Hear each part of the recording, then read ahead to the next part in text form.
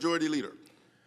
Mr. President, American democracy faces a test of survival in 2024. Almost 8 years ago, Donald Trump was elected president and commenced one of the most chaotic periods our country has seen in our lifetimes.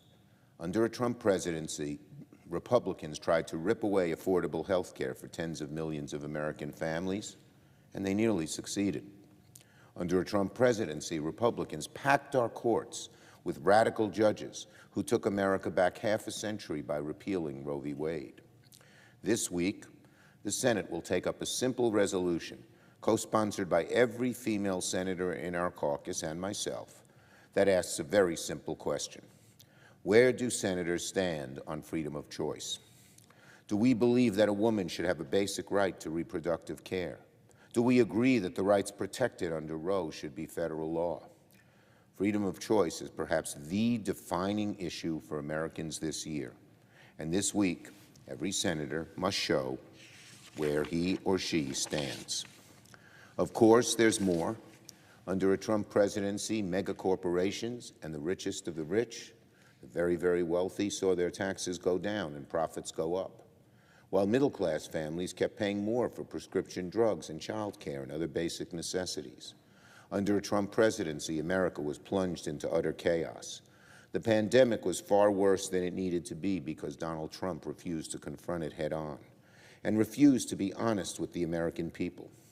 We live in constant anxiety about the next tweet from, we lived back then in constant anxiety about the next tweet from the White House. Our allies saw Trump and questioned if they could trust him, while autocrats saw Trump and wanted to be like him.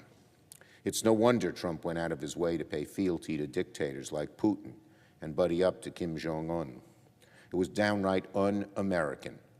4 years later, Trump wants to do it all again. But there's a big difference between then and now. For all the chaos and disaster of the first Trump presidency, it pales in comparison to the threat of a second Trump presidency and the threat it would pose to our democracy. Over the last few weeks, there's been a whole lot of attention about a policy platform drafted by the Heritage Foundation, arguably the most influential conservative think tank in America. The platform, in effect, is the Trump Manifesto. The project is staffed by over 200 former officials of the Trump presidency and is connected to Trump cabinet members, former campaign advisors, political appointees, and more. And if you read through this Trump manifesto, it's very clear what the hard right is telling America. Put us in power, and we will gut America from the inside out.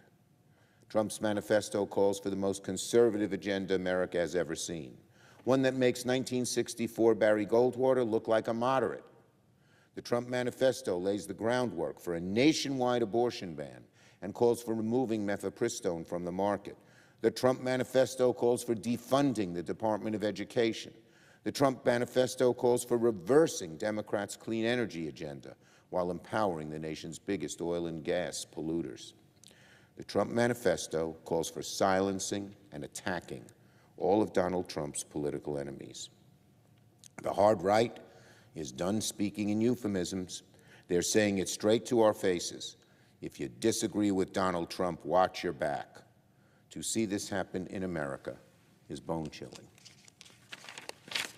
MAGA's political threats are reminiscent of the autocratic fervor we saw in Europe in the early 20th century. And for the first time, we're wondering, could it ever happen here in America? Hope not. But it all keeps going. The Trump manifesto also called for defunding federal law enforcement and replacing thousands of federal personnel with individuals loyal above all to Donald Trump. And finally, of course, the Trump manifesto calls for more tax cuts for the very wealthy, more tax cuts for corporate elites, more tax cuts for mega corporations and oil and gas polluters. This is really the end goal of MAGA extremism. Tax cuts for the top 1%, dystopia for everybody else. Donald Trump promised that he would be a dictator on day one, and this manifesto is the playbook for how he will follow through on that threat. It's dangerous, the damage may be irreversible, the destruction could be unthinkable, and it would be a betrayal of everything that our framers fought for, that the union fought for, that the greatest generation fought for. Donald Trump cannot, must not, be allowed within 10 miles of the Oval Office ever again.